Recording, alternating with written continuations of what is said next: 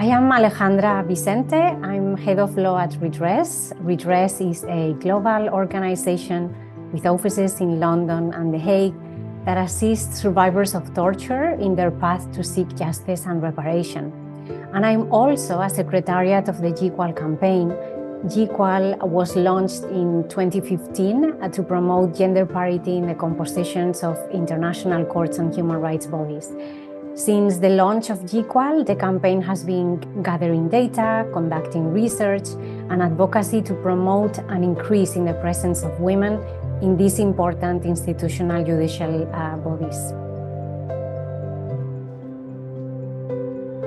Unfortunately, the Committee Against Torture is one of the United Nations treaty bodies with the lower representation of women. Currently, the committee only has 2 women out of 10 members. And historically, the committee has never had gender parity in its composition. There has always been a majority of male members in this body. The highest percentage ever of women in the committee was only of 40% membership, and this was back in 2008, when the committee had 4 women out of 10 members. But sadly, since then, these numbers have dropped, and again, never parity. Well, by tracking the data, GEQUAL has been able to establish that historically women have struggled to be nominated and elected to bodies dealing with human rights issues considered hard subjects. And this is why women are generally present in bodies dealing with women's rights and children, duties of care. But when it comes to torture, truth and justice, terrorism, and other similar matters, women have been excluded. Fortunately, the situation is slowly changing thanks to the increased awareness on the matter and also the advocacy and campaigns conducted by civil society. For example, the Special Rapporteur on Torture had never been a woman in almost 40 years of the existence of the mandate. GEQUAL and a group of NGOs working against torture conducted a very strong campaign urging the Human Rights Council to select a female Special Rapporteur.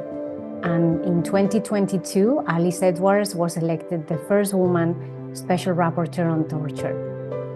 The presence of other women in other special mandates has also increased, for example, from 39% in 2015 to 60% in 2024. In the subcommittee on the prevention of torture, women were represented at only 20% when it started working in 2007, but now 52% of the members are women. So there has been progress, but regression could happen in the future because some of these changes are not institutionalized, and so we need to keep working. Women have been historically excluded of international and multilateral spaces where important decisions are taken for humanity. And we only have to look at the International Court of Justice, where in more than 70 years, only 6 women have served as judges. 4 of them are serving today, in contrast with 115 men. And to date, the United Nations has never had a female Secretary General, sadly. So, and we hope this will change soon. But there is indeed need for change, and that's for the following reasons. First, it's a matter of equality. The lack of women in courts and bodies that deal with torture limits our ability to participate on equal footing with men in international justice institutions, including on this important topic. Second, the lack of women impacts the legitimacy of international justice institutions and bodies dealing with torture because it excludes the perspectives that represent 50% of the world's population. And third, I would say that women have been key to address issues related to sexual and gender-based violence, and we have many examples. For example, Elizabeth Odio Benito was key to define rape as torture when she was at the International Criminal Tribunal for the former Yugoslavia. Judge Navi Pillay was key also on this topic in relation to the genocide in Rwanda. and sexual violence.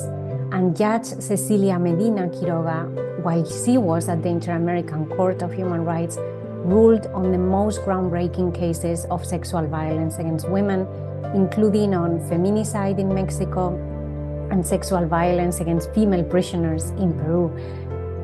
Now, bringing this to the Committee Against Torture, two former female members, Nora Sveas and Felice Gaer, have noted that several times in the committee's history, members have questioned whether gender-based violence should continue being part of the agenda of the committee at all. And while this view appears to have shifted in recent years, luckily, it is really important that women's experiences with torture and other ill treatment continue to be integrated in the committee's work, and that its composition is also representative enough to ensure that women's experiences of torture are actually considered and addressed.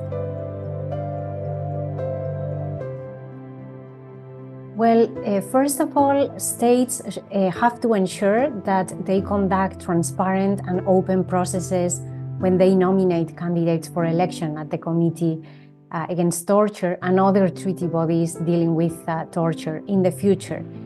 We think in the GEQUAL campaign that the more transparent and participative the process, the higher the chances that women will show their interest for nomination and that they will be eventually nominated. But we think that states should also look at the numbers. They should look at the historic underrepresentation of women in the Committee Against Torture and in other bodies dealing with torture when nominating and voting for their membership. So it's something that should be in the radar.